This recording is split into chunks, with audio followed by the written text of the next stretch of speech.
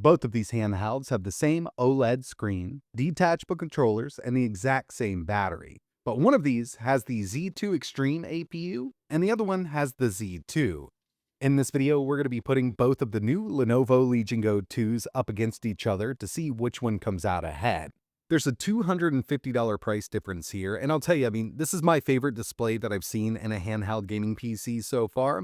8.8-inch, 144Hz OLED display with HDR, its native landscape, and it supports a variable refresh rate. I've been having a blast with both of these devices. There are a couple main differences between the two. Again, the biggest difference here is going to be that APU.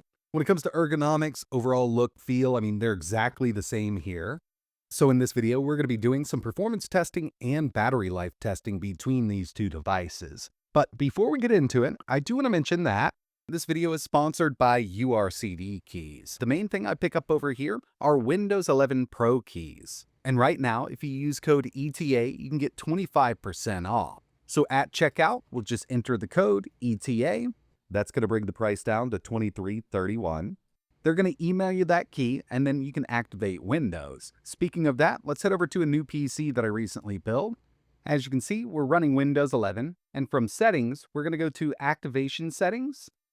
It's going to tell us that we're not active. We don't have a key installed, so we're just going to paste it right in here, choose Next. It's going to activate Windows for us, and we're ready to go. If you're in need of cheap Windows keys, I'll leave a link in the description, and remember, you can use code ETA for 25% off. So with that out of the way, let's go ahead and jump into the comparison. First things first, I kind of wanted to go over the specs here between the two models because the internals are really what's making the difference here. And just to kind of give you a rundown on the differences between these two chips, over on the left-hand side, we've got the Z2 Non-Extreme. On the right-hand side, we've got the Z2 Extreme. With that Z2, we have 8 cores, 16 threads, but it's based on Zen 4. A base clock of 3.3 GHz on all 8 cores, and a boost clock of 5.1 on all 8 cores. It's got a 12 compute unit, RDNA 3 iGPU up to 2900 MHz. And from the task manager, it's known as the Radeon 780M. We've seen this for a while now. And this version of the Legion Go 2 only has 16 gigabytes of RAM running at 7500 megatransfers per second. Moving over to the higher-end Z2 Extreme version, we've got 8 cores and 16 threads, just like the other, but this is based on Zen 5. But there's a pretty big difference in the core configuration because with this, we get 3 Zen 5 cores and 5 Zen 5C cores. Base clock on all cores is 2 GHz, which is going to be great for lower-end indie games and saving battery life right there. The Zen 5 cores can clock up to 5 GHz, but those Zen 5C cores can only clock up to 3.3. The iGPU here is much more powerful, coming in with a 16 compute unit, RDNA 3.5 based iGPU with the same clock up to 2900 MHz. And we've got 32 gigs of RAM running at 8000 megatransfers per second, which allows us to dedicate much more to VRAM. And in fact, out of the box, it's got 16 for system memory and 16 dedicated to VRAM. First thing I wanted to take a look at was some CPU performance. So here we have Geekbench 6, and over on the left-hand side, we've got that Legion Go 2 with the Ryzen Z2 Non-Extreme. I've run this a few times, and this is a bit odd because you can see at a 17-watt TDP, single core is beating out that Z2 Extreme over on the right-hand side, and it's actually beating out multi-core. But moving up to a 25-watt TDP with the Non-Extreme, single core actually falls a little bit, and this has been happening every time I run it.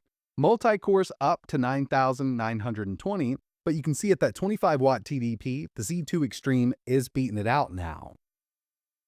Next thing I did was test some OpenCL performance with this iGPU, and we're just at a 25-watt TDP. Over on the Z2, we scored a 28,493.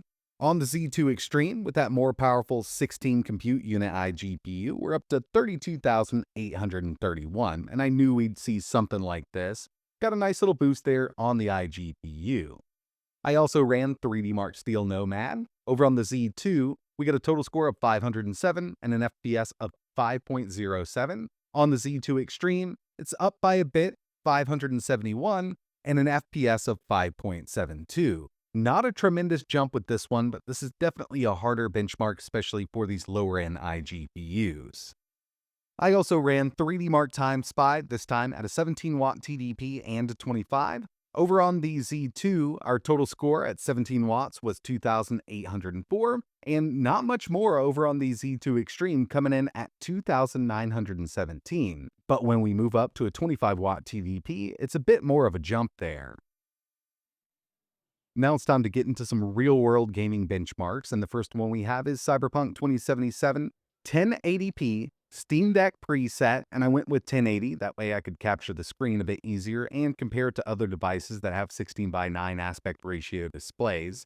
On the left, we've got the Ryzen Z2. On the right, the Z2 Extreme. And one thing I'm noticing here is the clocks on the iGPU for that Z2 are coming in much higher than the Z2 Extreme at the same kind of wattage. And what you're seeing on screen right now is the 25-watt run, but I also ran these games at 17 watts. And at the end of this benchmark, remember, we're at 1080, Steam Deck preset, 25-watt TDP. On the Z2, we got an average FPS of 40, and on the Z2 Extreme, we got an average FPS of 41.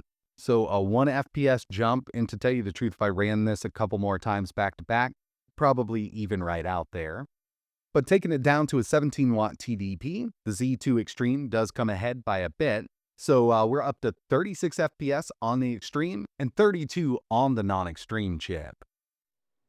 Checking out the built-in benchmark for Shadow of the Tomb Raider, we're at 1080 low with no CAS. Right now, we're at a 25-watt TDP, looking pretty even, but throughout this whole benchmark, that Z2 Go did come ahead by quite a bit, because over on the non-extreme Z2, we had an average of 53, on the Z2 Extreme, up to 64, and this was at that 25-watt TDP.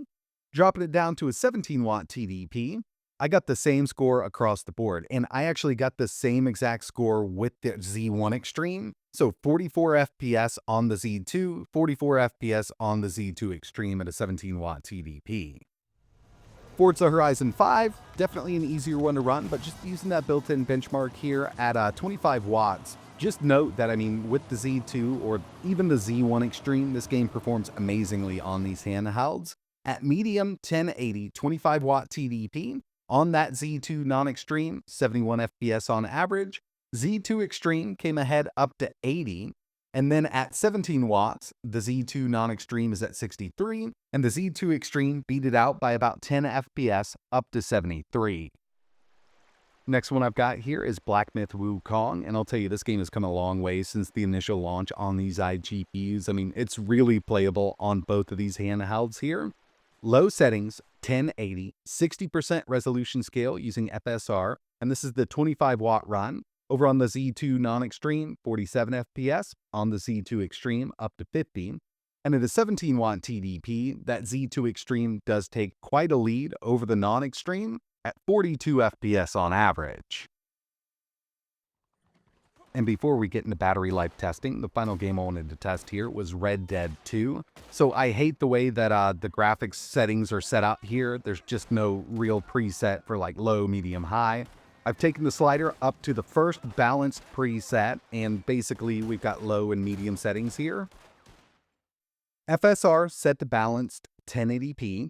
That Z2 came in with an average FPS of 48, a maximum of 99, and a minimum of 9. And this is something I see quite a bit even on the Z1 Extreme. That minimum goes real low because I guess there's just a crazy dip while playing the game.